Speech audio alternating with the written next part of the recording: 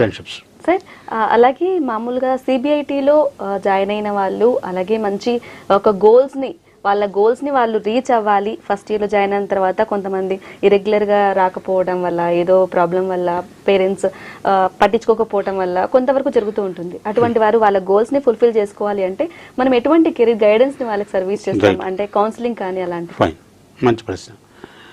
ఇప్పుడు పిల్లవాళ్ళు ఇంటర్మీడియట్ ఎడ్యుకేషన్లో వాళ్ళు ఒక స్పూన్ ఫీడింగ్ ఉండే అవకాశం ఉంటుంది. తల్లిదండ్రులు కూడా కేర్ తీసుకుంటారు ఇంటర్మీడియట్ వరకు.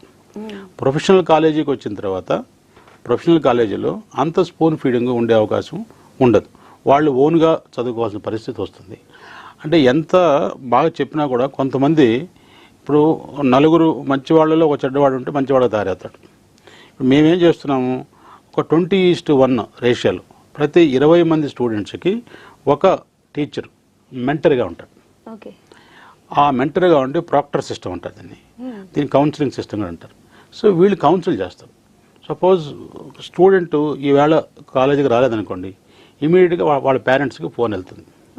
మా దగ్గర ఈఆర్పి సిస్టమ్ ప్రకారం ఈఆర్పి సిస్టమ్ ప్రకారము మెసేజ్ వెళ్తుంది ఆటోమేటిక్గా పేరెంట్స్కి, ఈరోజు మీ వాడు ఆబ్సెంట్ అయ్యాడు కాలేజీకి. ఓకే. రెండోది, మేము మా మెంటర్స్ అందరూ కూడా లోకల్ గార్డియన్స్ లాగా పనిచేస్తారు.